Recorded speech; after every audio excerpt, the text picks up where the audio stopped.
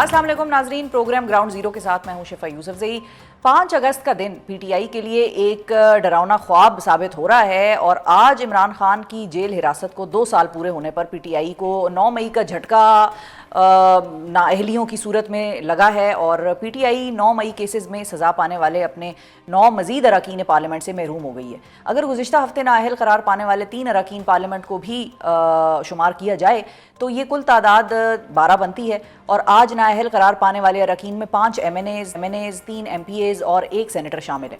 कौमी असम्बली में opposition leader Umar Ayub, पार्लिमानी लीडर जरताज गुल, राय हैदर अली खान, राय हसन नवाज और साहिबजादा हामिद रजा को इलेक्शन कमीशन ने नाअहल करार देते हुए उनकी नशिस्तों के खाली होने का नोटिफिकेशन जारी कर दिया है। और इसी तरह नाअहल करार होने वालों में senate opposition leader Shibli Faraz शामिल हैं, जबकि पंजाब असम्बली से जुनैद अफजल शाही, मोहम्मद अंसर इकबाल और राय मुर्तज़ा इकबाल को इलेक्शन कमीशन ने 9 मई सज़ाओं के तनाजुर में नाअहल करार दे दिया है। एहतजाज तो पीटीआई ने आज इमरान खान के जेल में 2 साल पूरे होने पर किया है, मगर अब लग यही रहा है कि पीटीआई को 3 अपोजिशन लीडर समेत 1 दर्जन पार्लियामेंटेरियंस के नाअहल करार पाने पर भी यौम एहतजाज मनाना पड़ेगा, जबकि 9 मई केसेस के मजीद फैसलों में भी इसी तरह की नाअहलियाँ मुतवक्के हैं। मामला यहीं ख़त्म नहीं हो रहा और अब पीटीआई अरकान को डीसीट करने की और वजूहात भी तलाश की जा रही हैं, जिसकी एक वाज़े मिसाल शेख वकास अकरम को ऐवान से मुसलसल 40 रोज़ तक गैर हाज़िरी पर डीसीट करने की तहरीक नून लीग की जानिब से आज ऐवान में पेश कर दी गई है। और स्पीकर कौमी असम्बली सरदार अयाज सादिक ने ये रूलिंग भी दी है कि अगर ये तहरीक मंजूर हो गई तो शेख साहब जो हैं वो अपनी असम्बली रुकनीत से महरूम हो जाएंगे। इसके साथ साथ आज ही ऐवान में हुकूमत ने अपोजिशन को 26वीं आईनी तरमीम पर मुज़ाकरात की पेशकश कर दी है। ये भी एक बड़ी सिग्निफिकेंट डेवलपमेंट है। वज़ीर क़ानून आज़म नज़ीर तारड़ साहब के बकौल पूरी दुनिया में जजेस की तैनातियों का जो तरीका है वो यही है और जैसे 26वीं आईनी तरमीम में वज़ा किया गया है। मगर इसके साथ इसके बावजूद अगर अपोजिशन ये समझती है कि इन तरामीम में मज़ीद कोई बेहतरी लाई जा सकती है तो आएँ इस पर बैठ कर हमारे साथ बात करें। इस सारी पेशरफ के तनाजुर में आज पीटीआई पेशावर और कोयटा समेत दीगर शहरों में एहतजाज करने और अपने सपोर्टर्स को बाहर निकालने में बहरहाल कामयाब ज़रूर दिखाई दे रही है। जबकि रेहाना डार साहिबा को सियालकोट में एहतजाज करने पर गिरफ्तार किया गया है, वो मनाजिर कोई अच्छे नकूश नहीं छोड़ेंगे हमारी कौमी एक जो याददाश्त है उस पर। अब इस सवाल पर बहस जारी रहेगी कि ये नंबर कितना था, और वो कहते हैं ना हर बार एहतजाज होता है कोई तो उसके हवाले से एक मशहूर सवाल जो है मशहूर ज़माना, कितने आदमी थे। तो ये कितने आदमी थे का मौमा आज तक कभी किसी एहतजाज का हल ना हो पाया, लेकिन अंदाजे के मुताबिक बात की जा सकती है कि कितने थे, ज़्यादा थे, कम थे, ये काबिल बहस है। और तमाम मुश्किलात के बावजूद पीटीआई का एहतजाजी शो कितना मुतासिर कुन था, ये भी एक अहम सवाल है जिस पर कि आज भी बात होगी और आने वाले दिनों में भी होती रहेगी। नाअहलियों के एक्स और आज के एहतजाजी पावर शो के बाद पीटीआई को आगे क्या नज़र आ रहा है और हुकूमत इस सारी सूरत हाल को कैसे देख रही है, इस पर बात करने के लिए हमारे साथ मौजूद हैं साबिक सूबाई वज़ीर ख़जाना और आज पेशावर की रैली में भी भरपूर तरीके से शिरकत करने वाले पीटीआई के रहनुमा तैमूर सलीम जगरा साहब हमें ज्वाइन करेंगे। और हमारे साथ मेहमान जो स्टूडियो में मौजूद हैं वो है वज़ीर आज़म के कोऑर्डिनेटर बराए तिजारत और रहनुमा नून लीग राना एहसान अफजल साहब। अस्सलाम वालेकुम राना साहब। वालेकुम सलाम। थैंक यू सर, बहुत शुक्रिया आपने वक्त निकाला। कैसा था दिन आज हुकूमत का? देखिए, हुकूमत तो अपने जो दीगर मामलात हैं उनको देखती रही है और कोई इतना हमें कोई ये लगा नहीं कि कोई जिस तरह कहा जा रहा था कि ये पीक होगा और क्लाइमेक्स होगा ये एहतजाज का, तो उस तरह नहीं नज़र आया। तो हुकूमत ने तो जो है वो कश्मीर के लिए सॉलिडारिटी का भी दिन मनाया मुकम्मल तौर पे और उसमें भी मसरूफ़ रही। तो मैं समझता हूँ कि जो जिस तरह का सरप्राइज़ एलिमेंट ये देना चाह रहे थे उस तरह का कोई जो है वो सरप्राइज़ हमें तो नहीं मिला। आप लोगों को एक्सपेक्टेड था कि क्या? ये तो यही कह रहे थे ना कि कुछ ऐसा करेंगे कि खैबर से लेके गिलगित बल्तिस्तान से लेके कराची तक और गवादर तक कुछ होने जा रहा है, लेकिन वो हम नहीं महसूस कर सके। आपको ज़्यादा वो परेशानी का आंसर नहीं था आपके लिए? मेरे ख्याल से नहीं था। और देखें, आज जो मिनिस्टर ऑफ स्टेट थे इंटीरियर के लिए, उन्होंने भी कहा कि अगर इजाज़त ली होती या हमें बताया होता तो हम कोई यानी कि उसके मुताबिक चीज़ों को देखते। इस दफा तो उन्होंने हमें भी नहीं बताया मीडिया को भी नहीं पता था। मैं आपको वैसे ऑनेस्टली बताऊं, हमने बड़े उनके लीडरान से पूछा, हमने बातचीत की। Taimur has joined us. अस्सलाम वालेकुम तैमूर साहब। लेकिन मेरे ख्याल से कुछ बताने के लिए था भी या नहीं था? उन्होंने एक्चुअली तो ये कहा, आप लोगों ने भी डराया हुआ बहुत है ना राना साहब, एंज ना करो। तैमूर साहब आपको आवाज आ रही है? अस्सलाम वालेकुम। जी आ रही है। अस्सलाम वालेकुम शिफा। तैमूर साहब, राना साहब को मैं ये बता रही थी कि पीटीआई ने बेसिकली इस मरतबा अपना प्लान रिवील नहीं किया हुआ था और मैंने 3-4 ऐसे लीडरान हैं जिनको के शो पर लिया पिछले एक पूरे हफ्ते में और उनसे हम बात करते रहे और पूछते रहे कि भाई क्या प्लान है, क्या होगा। उन्होंने कहा, 2 ने तो साफ साफ कहा कि भाई इस दफ़ा हम कुछ रिवील नहीं करेंगे क्योंकि हर दफ़ा हमारा सारा प्लान मीडिया पे आ जाता है या सामने आ जाता है, और उसके हवाले से फिर जो हुकूमत है वो एक फुल प्रूफ ऐसा प्लान बना लेती है कि वो फिर मतलब नाखुशगवार वाक़यात हो जाते हैं हमारे साथ। तो इस मरतबा हम कुछ रिवील नहीं करेंगे। आप आज की रैली में मौजूद थे, अभी मेरा ख्याल है आपने कोई जगह ढूंढ के हमें ज्वाइन किया है किसी जगह से। How was your experience? Peshawar की क्या सूरत हाल रही? आपके हल्के में लोगों का क्या था? क्योंकि राना साहब ये भी कह रहे हैं कि हमें कोई बहुत ज़्यादा एक्टिविटी नज़र नहीं आई कि जिस तरह पीटीआई कहती थी पेशावर से गवादर तक और कराची से खैबर तक का मामला होगा और सड़कें भर जाएंगी। वो काम नहीं हुआ, गवर्नमेंट ये कह रही है। शिफा, जो लोग 100 वोट को 10,000 बना सकते हैं माजरत के साथ, वो जो कहें या वो ना कहें, उनकी ना परवाह होनी चाहिए, ना कोई खास क्रेडिबिलिटी उनकी बातों की हो सकती है। खैबर पख्तूनख्वा और बाकी पाकिस्तान में तो सिचुएशन काफी मुख्तलिफ है। खैबर पख्तूनख्वा में तो हमने ऐलान भी किया था, हमने आइडेंटिफाई भी किया था, स्पॉट्स भी की थी, और मेरे ख्याल में खैबर पख्तूनख्वा में जो एहतजाज या कॉल रही है उसने दो चीजें साबित की। वो क्या? एक चीज तो उसने ये साबित की है कि अगर बाकी पाकिस्तान में आजादी नहीं है लोगों को सड़क पे निकल के अपना डेमोक्रेटिक राइट ऑफ प्रोटेस्ट इस्तेमाल करने के लिए, तो खैबर पख्तूनख्वा में तो है। तो खैबर पख्तूनख्वा ने सारे मुल्क के लिए ये तो साबित कर दिया कि ये जितना hybrid law, authoritarian law, form 47 law, डंडा लॉ, जो लॉ भी जिस कानून के तहत इनके पास इख्तियार है या इख्तियार नहीं है, ये लाए। इमरान खान यहां और यहां ये नहीं हटा सकते। ये खैबर पख्तूनख्वा में भी साबित हो गया, ये बाकी पाकिस्तान में भी साबित हो गया। दूसरी बात जो साबित हो गई वो ये कि बार बार देखेंगे जो इनका बयानिया होता है, पीटीआई पुरअमन नहीं है, पीटीआई ये नहीं है, वो नहीं है। आपने देख लिया खैबर पख्तूनख्वा में कोई रिस्ट्रिक्शन नहीं थी, कहां पे बताएं कोई ऐसे इंसिडेंट हुआ हो। मैं सिर्फ, पूरी मुल्क ये जानती है कि ये क्या करते हैं, लेकिन एक बार फिर जरा मैं आर्टिकुलेट करना चाहता हूं। हाँ, वैसे तैमूर साहब अगर केपी में ना कर पाते आप मिला। लोग तो फिर वो सरप्राइज होता। वैसे तो इट इज अ गिवन ना कि खैबर पख्तूनख्वा में आप लोगों को एहतजाज करना हाँ। तो इस बाएं हाथ का खेल शिफा, है। अगर ना कर पाते तो सवाल होता कि भाई केपी में क्यों नहीं कर पाए। हाँ, एक चीज जो है वो साबित हो गई। एक टेररिस्ट उनको मिल गया। इनके जो डेफिनेशन है टेररिज्म का, उसके मुताबिक वो थी एक 80 साल खातून जिन्होंने ख्वाजा आसिफ को इलेक्शन में हराया था। नाम उनका है रेहाना डार, और जिस बहादुरी से उन्होंने जो है वो अरेस्ट कोर्ट की, इनको शर्म भी आनी चाहिए और इनको कुछ सीखना भी चाहिए। अच्छा हाँ, इस पे मैं ज़रा राना साहब का ले लूँ टेक कि राना साहब, रेहाना डार साहिबा तो वैसे वाकई ये तो गिरफ्तारी नहीं बनती थी मेरा ख्याल है। लेकिन ये बात ज़रूर है कि मुख्तलिफ पाकिस्तान के शहरों में आप लोगों ने दफ़ा 144 लगाई हुई थी। उसके बावजूद जहाँ जहाँ पर हो सका, जैसे जैसे छोटी बड़ी rally, numbers are debatable of course, लेकिन जहाँ पर हो सका वो निकले। Why was particularly Rehana Dar arrested? मतलब मुझे कोई स्पेसिफिक केस का तो इन्फॉर्मेशन नहीं है कि उनको क्यों गिरफ्तार किया गया। मैंने देखें, बात ये है मतलब आपको वो विजुअल देख के ज़ाती तौर पे क्या देखिए, महसूस मैं किया हुआ? आपको बताता हूँ। देखें, बड़ी सिंपल सी बात है। अगर आपने एहतजाज करना है, रैली भी निकालनी है, आपने कोई जलसा भी करना है, तो आपको हुकूमत से इजाज़त लेनी है। अगर आपको डिस्ट्रिक्ट गवर्नमेंट इजाज़त नहीं देती तो आप अदालत की तरफ रजू कर सकते हैं। अगर अदालत भी आपको इजाज़त नहीं देती तो इसका मतलब है आप एहतजाज नहीं कर सकते। इन्होंने कोई इतनी इजाज़तें वगैरह जो है वो मुख्तलिफ शहरों में नहीं ली। इनका ये रेटरिक था कि हम कुछ ऐसा करने जा रहे हैं कि आपको लग पता जाएगा।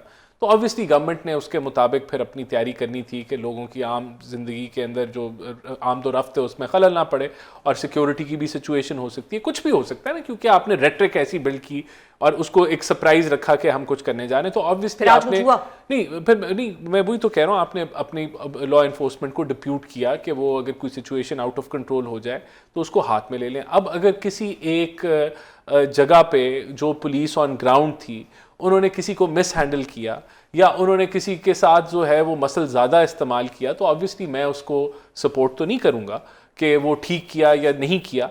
लेकिन मुझे फिर उसकी स्पेसिफिक जो वजूहात है, मेरे पास ऐसी इन्फॉर्मेशन नहीं है कि बाकी उन्होंने अगर कोई कानून तोड़ा तो उसके ऊपर उनको गिरफ्तार किया गया या पुलिस ने हाई हैंडेडनेस दी। जनरली स्पीकिंग अगर कोई हाई हैंडेडनेस पुलिस ने दिखाई तो वो हो सकती है कि इतना बड़ा मुल्क है, उसके अंदर अगर इंडिपेंडेंटली किसी ने कुछ किया तो उसको मैं सपोर्ट बिल्कुल नहीं करूंगा। लेकिन अगर किसी ने कानून तोड़ा है, कानून हाथ में लिया है और वो अगर 144 नाफिज है और वो वहाँ वायलेट कर रहे हैं, तो पुलिस जो ऑन ग्राउंड होती है वो फिर एक्ट करती है, क्योंकि उन्होंने तो अहकामात को इम्प्लीमेंट करना होता है। तो फिर उसके अंदर अगर कोई कानून तोड़े और सियासी लोग तब ऑब्वियसली कोशिश करते हैं कि उन्होंने जी बड़ी कोशिश करनी है या उन्होंने कोई हीरो बनना है या जो भी बनना है, तो फिर पुलिस रिएक्ट करती है और आपको फिर एक वो पॉलिटिकल एक डिबेट बन जाती है कि जी बड़ी जाती होगी, नहीं होनी चाहिए थी। तो ये this is my opinion on it. ठीक है। अच्छा, अगर इसी सवाल को हम फ्लिप कर लें कि जिस तरह से हुकूमत कहती है और आप लोगों ने भी कहा कि हमने दफ़ा 144 नाफिज की हुई थी और पुलिस डिप्यूटेड थी हर जगह और कोई नाखुशगवार वाक़या ना हो जाए, सिचुएशन आउट ऑफ कंट्रोल ना हो जाए, उसको कंट्रोल में रखने के लिए हमने पुलिस को कहा हुआ था, तैनात किया हुआ था। तो आज जिनको आप या हुकूमत ही कहती है कि भाई शरपसंद हैं, डंडे सोटे लेके निकलते हैं या धमकियां दे के तड़ियाँ लगा के निकलते हैं कि भाई हम चढ़ाई कर देंगे, हम ये कर देंगे, आज ऐसा कौन सा वाक़या है? ज़ाहिर है क्योंकि आप गवर्नमेंट में बैठे हैं, आप तक इंटेलिजेंस पहुंचती होगी, रिपोर्ट्स पहुंचती होंगी, पुलिस के साथ ज़ाहिर मिनिस्टर्स कनेक्टेड होते हैं, इंटीरियर के साथ कनेक्टेड होते हैं। क्या आपको पास कोई आया है ऐसा कि आज ये हो गया वाकया, फलां वाकया हो गया, प्रोटेस्टर्स जो हैं वो घर में घुस गए, कोई अमलाक को नुकसान पहुंचा, आज हुआ कुछ ऐसा? देखिए, मैं तो इसको कोई बारीकी से हम सारे बैठे काम कर रहे थे, क्योंकि ये 25 करोड़ का मुल्क है और जो अपनी जिम्मेदारियां हैं हम उनको निभा रहे थे। तो एज सच मीडिया के अंदर तो कोई मैंने रिपोर्ट मेरी नज़र से तो नहीं गुजरी, लेकिन अगर कोई होगी चीज़ तो वो सामने आ जाएगी and then we can discuss it. But as of now I can't seem to pinpoint a single event के कहीं कुछ जो ऐसी है ऐसी गड़बड़ हुई हो। तो अगर इस टू माय बुनियाद पे बेस्ट ऑफ माय नॉलेज अगर इस बुनियाद पे आगे आने वाले दिनों में पीटीआई दोबारा एहतजाज की कॉल देती है और आप लोगों से इस मरतबा प्रॉपर मतलब थ्रू प्रॉपर चैनल गुजरना चाहते हैं और वो ये कहते हैं कि भाई पिछली दफ़ा हमने एहतजाज करके दिखाया, हमने कोई ऐसी तोड़फोड़ नहीं हुई, आप लोग भी गवाही दे रहे हैं, गवर्नमेंट भी ये कह रही है कि भाई हमारे तक ऐसी देखिए फंडामेंटल राइट्स जो हैं, तो फिर आप लोग उनको इजाजत इस तरीके की देंगे? जो आईनी राइट्स हैं वो मिलने चाहिए। मैं तो समझता हूँ इसमें कोई, मैं आई कांट से कि नहीं मिलने चाहिए, नहीं मिलने चाहिए। ये तो तैमूर साहब आपसे जब मैं प्रोग्राम प्रॉपर चैनल, हाँ प्रॉपर चैनल है का वो मैं आगे के लिए पूछ रही थी, अभी के लिए नहीं पूछ रही, वो मैं फॉर फ्यूचर मैं आप लोगों की उनसे आप लोगों के लिए गारंटी ले रही थी टेक्निकली जो उन्होंने दी है। उन्होंने कहा है कि मुझे कोई एतराज नहीं है अगर वो एहतजाज करते हैं। इन्हें पता नहीं होता, इन्हें एतराज नहीं होता, रिहाना डार अरेस्ट हो जाए पता नहीं होता, कोई वाकया ये देखते नहीं है, ना देखते हैं, ना सुनते हैं, ना बोलते हैं। ठीक है, बस 100 को 10,000 बना के जो है 17 सीटों को 170 बना के 26वीं तरमीम जो है वो करके मुल्क पे काबिज हो जाते हैं और कहते हैं कि दहशतगर्द तुम हो। आज तो नहीं कहा वैसे तैमूर मुझे साहब, तो जो है वो राणा साहब ने ऐसी कोई बात नहीं की। वैसे आप ये देख लें कि रिहाना डार के लिए तो पुलिस है, ये बलोचिस्तान में जो हर रोज वाकयात होते हैं उनके लिए नहीं है। उस दिन साउथ पंजाब में एक वाकया हुआ है, 7-8 पुलिस वाले मरे हैं, वो जो कच्चे के डाकू हैं या पत्नी क्या, मेरे ख्याल में ये बिल्कुल जो इनके सदर्न डिस्ट्रिक्ट्स हैं वहां पे तो कोई सिक्योरिटी स्टेप्स नहीं लिए जाते। जो सारा क्राइम कराची का जो कंसिस्टेंटली एक क्राइम का वो है, वो नहीं, पीटीआई ने रैली करनी है, सारी कराची की पुलिस वहां पे आ जाएगी। मुझे तो फख्र है कि आज पुख्तूनख्वा में, अगेन सिर्फ पेशावर में नहीं, और मैं पूरी पार्टी को और खास तौर पे सारे वर्कर्स और सपोर्टर्स को जो है वो मुबारकबाद देना चाहूंगा।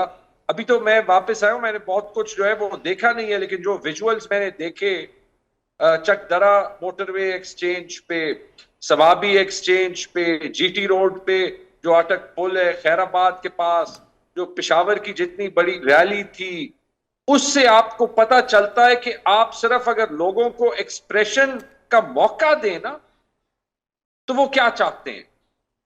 आज ठीक है, आज जो सारा क्राउड था मैं देख रहा था, क्योंकि हमें शिफा आपको पता होगा जो रिंग रोड है पेशावर का, जी जी, हयाताबाद से जीटी रोड तक आधे घंटे का फासला है, 4.5 घंटे में, और हर जगह जो लोग खड़े होते थे, एवरेज एज 18, 19, 20, ये नौजवान सिर्फ इमरान खान को क्यों पसंद करते हैं, ये मुझे बताएं। अच्छा बिल्कुल ठीक है, गुड क्वेश्चन। ये हम भी सोचते हैं। जरा एक क्विक ब्रेक की तरफ मुझे जाना है। क्विक ब्रेक से जब वापस आएंगे इसका जवाब राणा साहब देंगे। मैं राणा साहब के लिए छोड़ के जाती हूँ कि इमरान खान नौजवानों को क्यों इतने पसंद है। लेकिन तैमूर झगड़ा साहब से भी नाजरीन एक सवाल जो अगला हम करेंगे वो यही है, पीक के हवाले से बात हो रही थी। इमरान खान साहब ने कहा था 5 अगस्त को पीक होनी चाहिए, 5 अगस्त को बाकायदा तौर पर इनकी तरफ से अब आगाज हुआ है। तो क्या पीक जो बैरिस्टर गौहर साहब ये फरमा रहे हैं कि 14 दिनों में 14 अगस्त तक हम करेंगे, तो आगे 9 दिन बचे हैं, क्या उस तक ये मोमेंटम इसी तरह कायम रख सकेंगे? और क्या गवर्नमेंट भी इतनी पेशेंस दिखाएगी कि भाई आप 9 दिन और मजीद करें जो करना चाहते हैं? राना एहसान अफजल साहब और तैमूर झगड़ा साहब हमारे साथ मौजूद हैं। ब्रेक पे जाने से पहले हमने बात ये की थी कि पॉपुलैरिटी क्यों है इमरान खान साहब की यूथ में, ये सवाल उठाया था झगड़ा साहब ने, जिनका जवाब मैं राना साहब से लूंगी कि हैं, नहीं हैं, कितने हैं, क्यों हैं। और झगड़ा साहब के लिए जो मैंने सवाल छोड़ के गई थी ब्रेक पे जाने से पहले वो ये था कि मोमेंटम बनाने के लिए अब कहा जा रहा है कि 9 दिन में हम यही मोमेंटम जो है वो 14 अगस्त तक इसको पीक पर लेकर जाएंगे। क्या ये मोमेंटम इसी तरह चलता रहेगा या बीच में कोई गैप आएगा? अब पीटीआई का प्लान कुछ और है, जो सड़कें बंद की गई थी क्या वो खुल गई हैं या दोबारा वहाँ पर जाकर बैठना है? ये क्या हिसाब किताब इन्होंने लगाया है इस सारी सिचुएशन का, इस पर बात होगी। झगड़ा साहब आपसे ही मेरा ये सवाल है कि जो मोमेंटम है इसको 9 दिनों तक आप लोग इसी तरह कैरी ऑन रखेंगे, 14 अगस्त को क्या होगा? शिफा, मोमेंटम बन जाएगा। मोमेंटम देखें एक दिन में बन गया, मोमेंटम कंटिन्यू होगा। लेकिन मैं किसी को ये नहीं कहूंगा कि ये 9 दिन की लड़ाई है। मुझे नहीं पता कि पीक जो है वो 14 अगस्त को होगी या 1 सितंबर को होगी या 16 सितंबर को होगी या जो भी होगी। मुझे ये पता है कि हमने बैठना नहीं है, और जो इमरान खान ने कहा था कि you only lose when you give up, ना इमरान खान ने गिव अप करना है ना हमने करना। मुझे एक बात करने की इजाजत दें जी। जो मेरे ख्याल में आज का सबसे बड़ा इशू होना चाहिए इस रैली के अलावा, वो ये कि जिस शर्मनाक तरीके से ये इलेक्शन कमीशन ने ये 8-9 लोग अभी दोबारा से डिस्क्वालीफाई कर दिए ना, चले कर दिए। मैं सिकंदर सुल्तान राजा से एक सवाल पूछता हूं, इनको तो आपने डिस्क्वालीफाई कर दिया, क्यों? क्योंकि 9 मई के फैसले आ गए, मेज के नीचे कोई छुपा हुआ था, पर्दे के पीछे कोई छुपा हुआ था, चक्री में गाड़ी के नीचे कोई छुपा हुआ था। राजा साहब ये हमारे केस भी है ना। आपने देखा है कि मेरे 66 में 64 पोलिंग स्टेशंस में जो ओवर राइटिंग है, जो 2-2 फॉर्म 45 मौजूद हैं, आपका कानून ये नहीं कहता कि 180 दिन में फैसला होना है। ये हमारे फैसले सिर्फ 540 दिन में होने। और मैं गौर साहब को भी और अली अमीन साहब को भी ये कहता हूं, ये आपकी भी जिम्मेदारी है। अगर हमने इमरान खान के लिए लड़ना है तो ये जो हमारे साथ ये कर रहे हैं, तो क्या हम ये अपनी सीट्स के लिए कोई इन्वेस्टिगेशन नहीं लॉन्च कर सकते, सिर्फ ताकि ये लोग एक्सपोज हो? मुझे सीट नहीं चाहिए।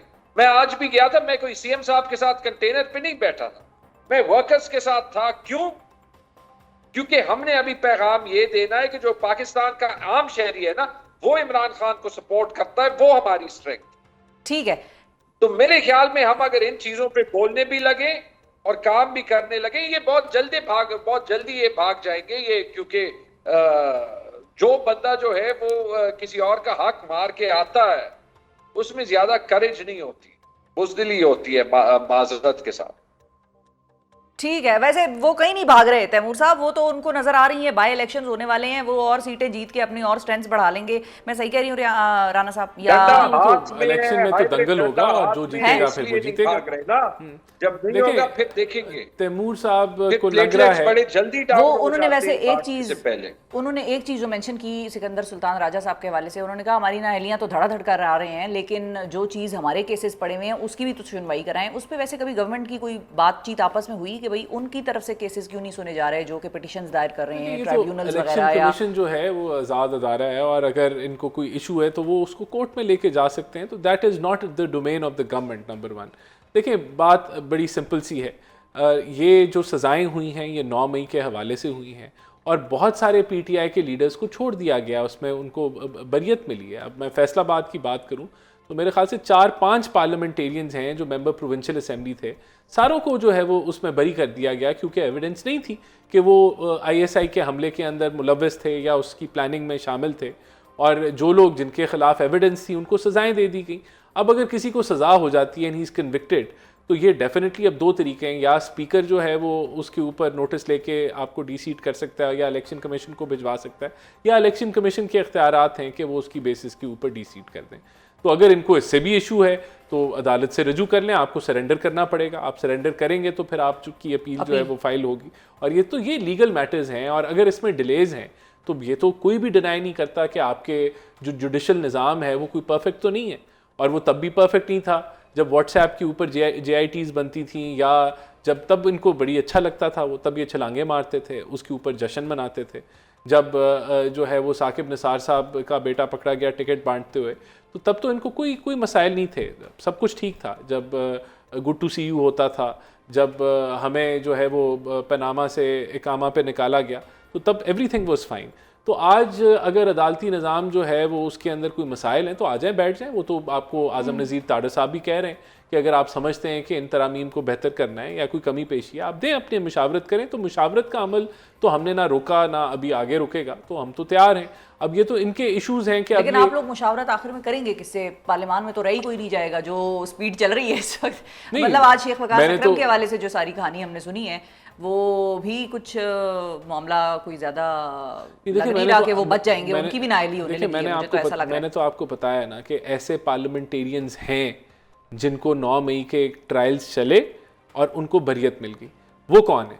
फवाद चौधरी। नहीं, मैं फैसलाबाद से आपको 3-4 MPs के नाम बता देता हूँ। असद महमूद है, फिर वहाँ हसन न्याजी है, फिर ख्याल कास्त्रो हैं। क्या वो PTI के मेंबर्स नहीं हैं? क्या लेकिन वो ख्याल कास्त्रो पे केस तो गलत ही बना हुआ था, वो उस वक्त अपनी तो जेल में थे। अगर ये केस अगर गलत बना था तो इस पे तो गवर्नमेंट पूछ सकती है ना कि भाई ये केस क्यों गलत बना था। देखें, वो डेफिनेटली वो तो अदालत से ही पूछना है ना, और अदालत ने उसका नोटिस लेना है, तो वो गवर्नमेंट ने तो नहीं लेना। लेकिन मैं ये कह रहा हूँ कि अगर गलत बना था, आज वो बरी हो गए ना, तो ये अदालत ने बरी भी तो किए हैं ना PTI के लोग। तो जिनको सज़ा मिली है उनके ऊपर एविडेंस होगी। अब उनके पास भी अपील का कोर्स है और वो अपीलें कर सकते हैं और सारा कुछ कर सकते हैं।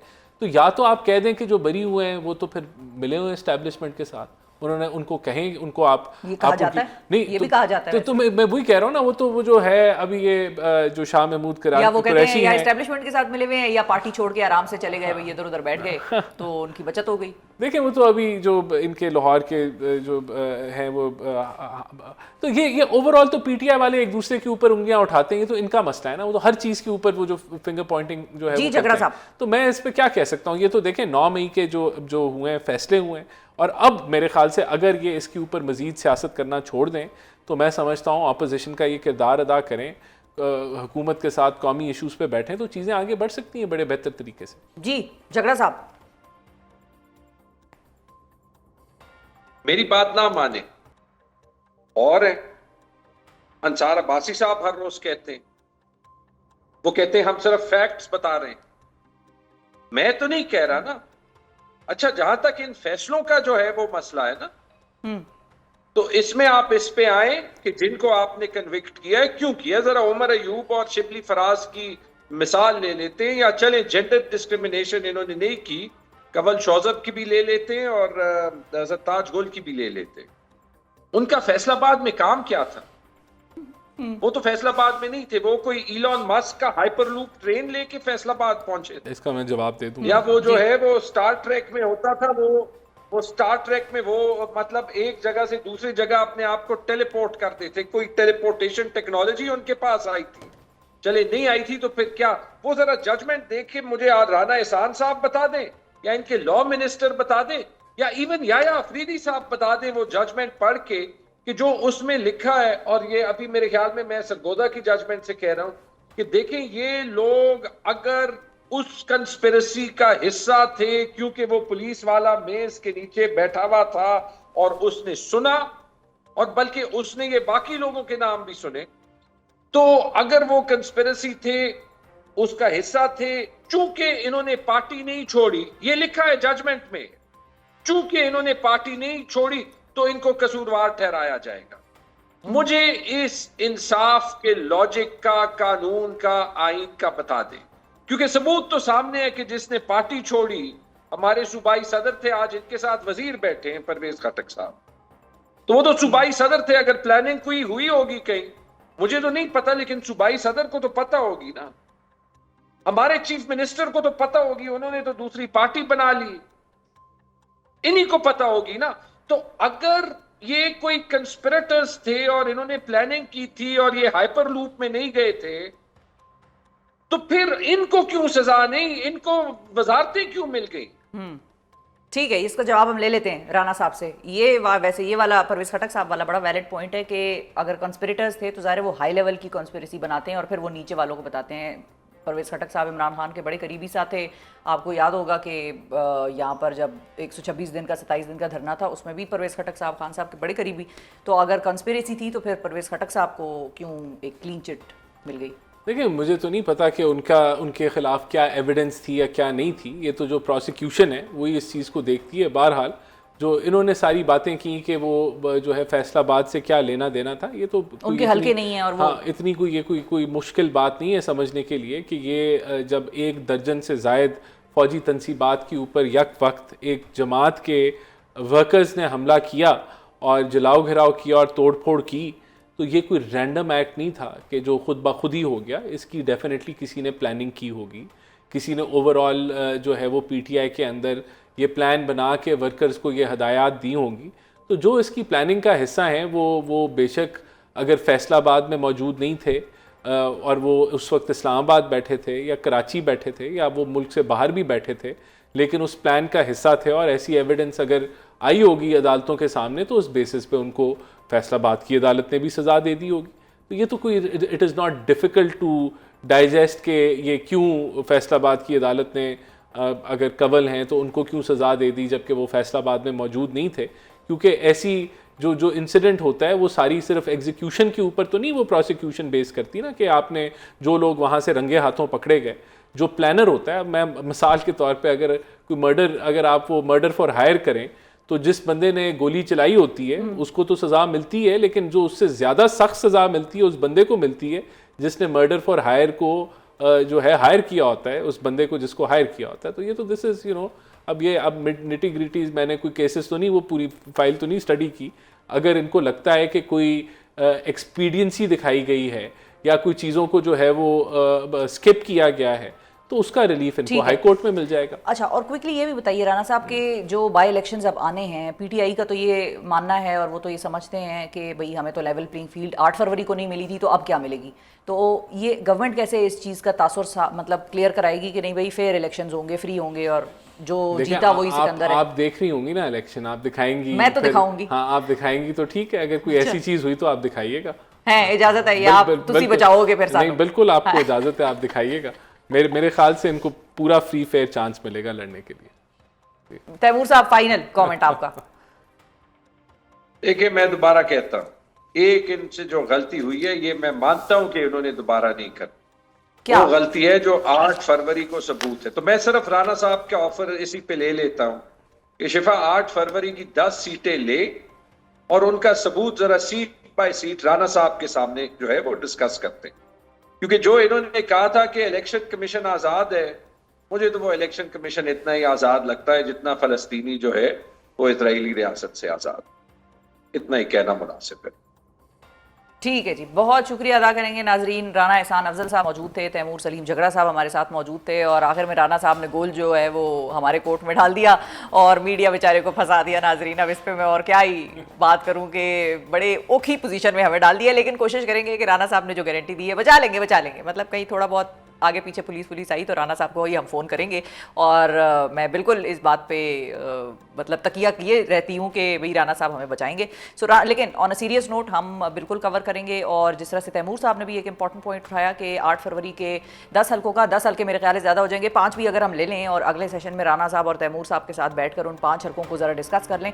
लेकिन कोशिश हमारी यही होगी कि दोनों मेहमानों को हम तकलीफ़ दें और जहमत दें कि वो स्टूडियो आएँ और हम भी अपना डेटा तैयार कर लें और उसके बाद फिर 5 हल्कों पे 8 फरवरी के मुख्तलिफ सूबों की डिबेट हो जाए और बातचीत हो जाए तो कुछ थोड़ी बहुत शायद हम किसी क्लैरिटी की तरफ जा सकेंगे। और अब प्रोग्राम के इस हिस्से में हम आज इलेक्शन कमीशन की जानिब से 9 मई केसेस में सज़ा पाने वाले पीटीआई अरकान पार्लियामेंट की नाअहली के आईनी और पार्लिमानी पहलुओं के हवाले से बात करेंगे और ये जानने की कोशिश करेंगे कि इस सूरत हाल में ऐवान की अफदियत क्या रह जाती है। इस हवाले से गुफ्तगू करने के लिए हमारे साथ मौजूद हैं पिल डैट के सरबराह हैं अहमद बिलाल महबूब साहब। अस्सलाम वालेकुम अहमद साहब।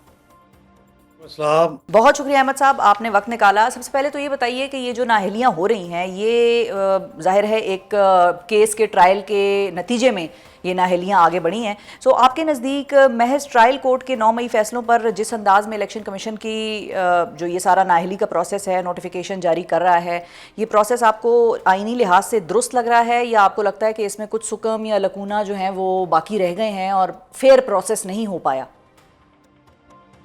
बहुत शुक्रिया।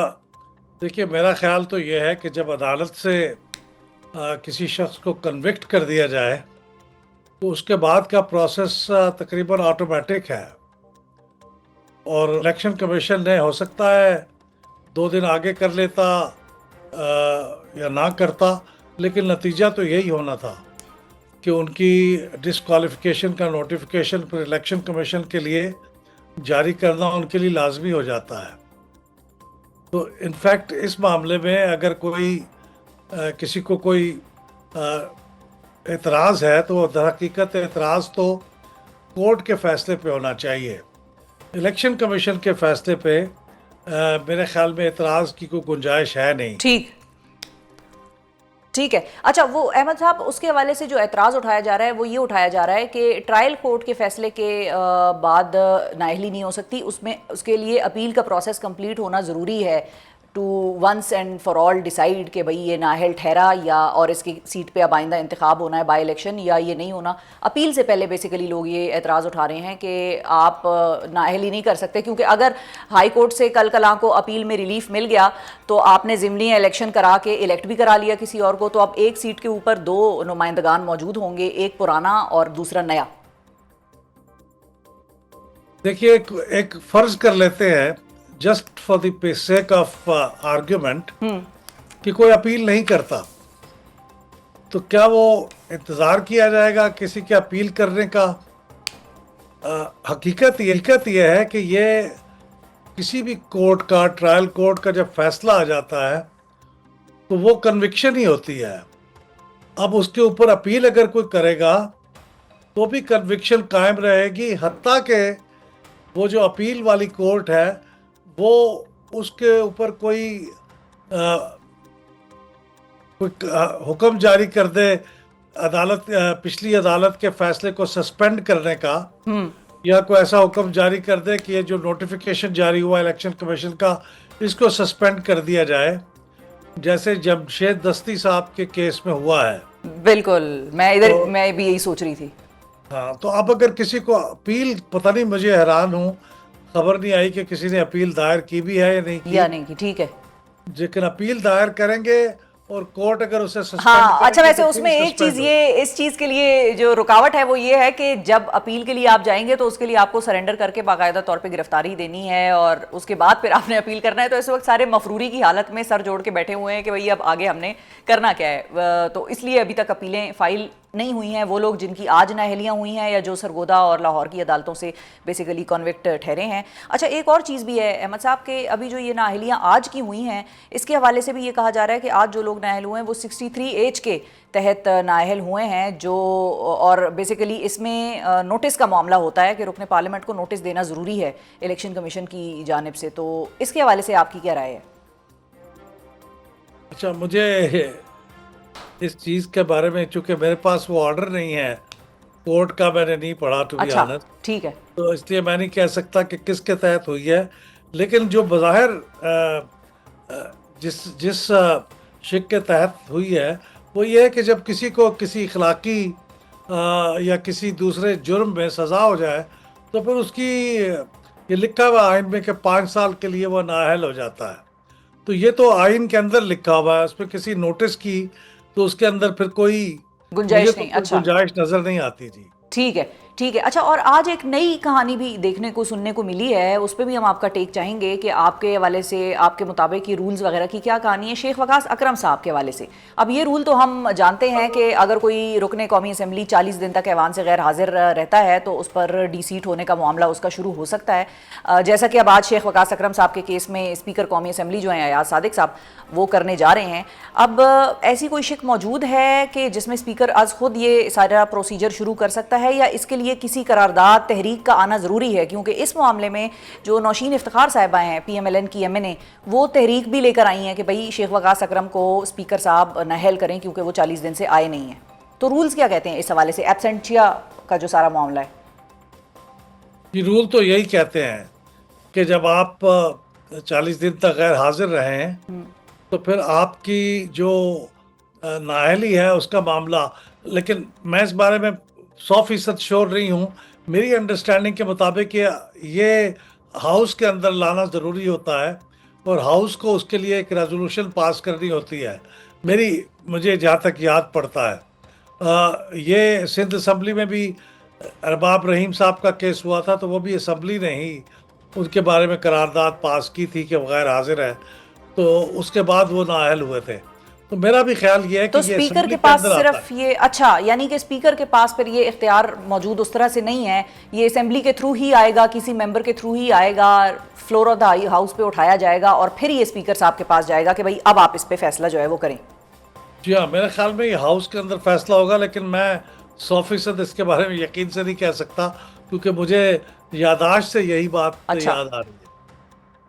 ठीक है। अच्छा, अब एक और इसका जो क्वेश्चन है वो इसी से रिलेटेड है कि अब तहरीक क्योंकि पुटअप हो गई है और शेख वकास अकरम साहब मिसाल के तौर पे अगर कल परसों, अभी सेशन चल रहा है चूँकि, तो अगर वो पेश हो जाते हैं या वो स्पीकर साहब को लिख कर बता देते हैं कि भाई मेरा कुछ रीज़न्स हैं या मैं फ़लाँ फ़लाँ वजूहात की बिना पर अभी असेंबली नहीं आ सकता या मुझे आप मज़ीद छुट्टी वुट्टी दे दें, तो फिर ये मामले का क्या बनेगा? तहरीक आ गई है लेकिन शेख साहब भी आगे से अपना काउंटर दे रहे हैं कि भाई मैं या आ जाता हूँ या आप मुझे मज़ीद एब्सेंट रहने की इजाज़त दे दें, फिर क्या होगा? आमतौर पे जो हाउस होता है वो ऐसे मामले में ज़रा सखावत का मुजाहरा करता है, मैग्नानिमिटी शो करता है कि हमारा एक साथी लेजिस्लेटर है, वो नहीं आ रहा था और अब आ गया है, तो चले उसकी माजरत को या उसके उज़र को कबूल कर लें और आइंदा के लिए उससे कह दें कि अब आप हाजिर हो जाएं। लेकिन अगर कोई स्ट्रिक्टली अगर कानून को सहारा लेके इस कवायद का सहारा लेना चाहे कि साहब आप तो ऑलरेडी 40 दिन एब्सेंट हो चुके हैं, अब आप आ भी गए हैं तो आपको 40 दिन की एब्सेंस की सज़ा भुगतनी पड़ेगी, ये अगर स्ट्रिक्ट को होना चाहे तो वो भी हो सकता है। लेकिन ये सारी बात असेंबली के पास है, उनके डिस्क्रिप्शन में है, यानी ये ऑटोमेटिक नहीं है कि इधर 40 दिन हुए इधर वो नाअहल हो गए, ये ऑटोमेटिक नहीं है, ये असेंबली को इसके ऊपर एक्शन लेना पड़ता है। तो अगर वो फैसला करें कि अच्छा साहब अब आप एक्शन नहीं लेते क्योंकि वो आ गए हैं, उन्होंने उज़र पेश कर दिया है, तो हो सकता है। लेकिन अगर असेंबली डट जाए और कहे नहीं साहब हम कोई उज़र कबूल नहीं करते, तो फिर मामला मुख्तलिफ है। ठीक है, बिल्कुल सही है। अच्छा, और फाइनली अहमद साहब ये भी बताइए कि ऐसा ऐवान जिसके के 3 टेक्निकली मेंबरान और मेंबरान भी वैसे नाअहल हो रहे हैं, आने वाली खबरें ये भी हैं कि और मज़ीद भी नाअहलियाँ होंगी और अपोजिशन लीडर्स सेनेट हो, नेशनल असम्बली हो, पंजाब की असम्बली हो, तीनों ही में इस वक्त मौजूद नहीं हैं और पिलडैट क्योंकि 2002 से ये सारे ऐवान और पार्लियामान कवर कर रहा है, सो आप इस ऐसे ऐवान की अफादियत पिलडैट की नज़र से कैसे देख रहे हैं? देखिए, स्ट्रिक्टली स्पीकिंग अफादियत तो अपनी जगह मौजूद है, बावजूद इसके कि leader of the opposition disqualify हो जाते हैं, वो नहीं होते, तो ज़ाहिर है उनकी जगह को और संभाल लेगा। लेकिन यह है ये अहम बात कि बैक वक्त पाकिस्तान की 3 बड़ी लेजिस्लेचर्स के अंदर जो लीडर ऑफ द अपोजिशन है वो नाअहल हो जाए, मसलन कौमी असम्बली में हो जाए और पंजाब असम्बली के अंदर हो जाए और सेनेट में भी हो जाए। ये पाकिस्तान में कभी हुआ नहीं है। लेकिन बहरहाल स्ट्रिक्टली स्पीकिंग अगर लीडर ऑफ द अपोजिशन नाअहल हो गया है तो अपोजिशन के पास ये चांस होगा कि वो किसी दूसरे को लीडर अपॉइंट कर ले, तो कानून और कवायद के मुताबिक तो असम्बली अपने काम जारी रखेगी, उसमें कोई अच्छा, उसके अंदर ठीक है। कोई वार्ड पैदा नहीं हुआ। अच्छा, और अहमद साहब क्विकली ये भी बताइए कि अब ये चूंकि मजीद नाअहलियाँ होंगी, वैसे तो 2/3 मेजॉरिटी का मामला अब नून लीग के लिए कोई बड़ा मसला है नहीं, उनको वो नंबर्स उस तरह से नहीं चाहिए, लेकिन मजीद आपको क्या लगता है अगर मजीद नाअहलियाँ हो सकती हैं तो पॉलिटिकली टेबल्स किसी तरीके से कोई टर्न वन हो सकती हैं, अपोजिशन की सीटें मजीद अगर गिरती हैं और बाई इलेक्शंस होते हैं और बाई इलेक्शंस में अब पता नहीं कि अगर इतने तमतराक से PTI को निकाला जा रहा है तो फिर हो सकता है, अपेरेंटली तो लग ये रहा है कि बाई इलेक्शंस में भी PTI का कोई चांस, मतलब they don't stand any chance, तो क्या पावर डायनामिक्स पार्लियामान के अंदर कुछ तब्दील हो सकते हैं और अगर हो सकते हैं तो किस जानिब जा सकते हैं? नहीं, मेरे ख्याल में ये चंद लोगों के खा वो 3 हैं या 6 हैं या 10 हैं, उनके तो नाअहल होने से और असेंबली में उनकी एब्सेंस से तो कानूनी तौर पे कोई फ़र्क नहीं पड़ेगा। अच्छा, अभी वो क्यों बाई चूंकि इलेक्शन नंबर हो 14 है, जाएंगे। अगर शेख वकास साहब नाअहली की तरफ जाते हैं तो अभी का नंबर नेशनल असेंबली में 14 हो जाएगा टेक्निकली।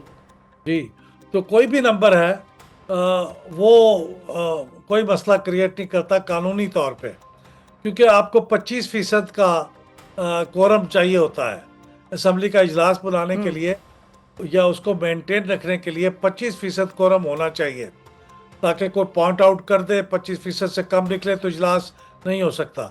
लेकिन जब तक 25% लोग मौजूद हैं, इजलास में मौजूद हैं, तो फिर कोई, मुझे नहीं लगता कि कोई रुकावट हो। ये उस वक्त होता केस पैदा हो जाता जब ये तमाम लोग इस्तीफ़ा दे देते, तो एक उस वक्त भी अगर 25% की स्ट्रेंथ तो फिर भी बाकी रहती, ठीक है, फिर भी फ़र्क ना पड़ता। लेकिन उससे पॉलिटिकली एक बहुत बड़ा धमाका हो जाता, लेकिन कानूनी तौर पे फ़र्क ना पड़ता फिर भी। ठीक है जी, बहुत शुक्रिया अदा करेंगे अहमद बिलाल महबूब साहब। नाजरीन मौजूद थे पिलडेट के सरबराह, और जो नाहलियाँ हुई, नाहलियों के हवाले से और हाउस के जो रूल्स हैं वो क्या कहते हैं। अगर कोई शख्स 40 दिन से ज़्यादा एब्सेंट रहता है या इजलास में नहीं शो अप होता, और अगर वो दरख्वास्त वगैरह भी नहीं देता, तो फिर रूल्स उसके हवाले से क्या कहते हैं, बड़े क्लियरली बता रहे थे। आज के प्रोग्राम से नाजरीन इतना ही। अपना बहुत ख्याल रखिए, हमें और पाकिस्तान को दुआओं में याद रखिए। अल्लाह हाफिज़।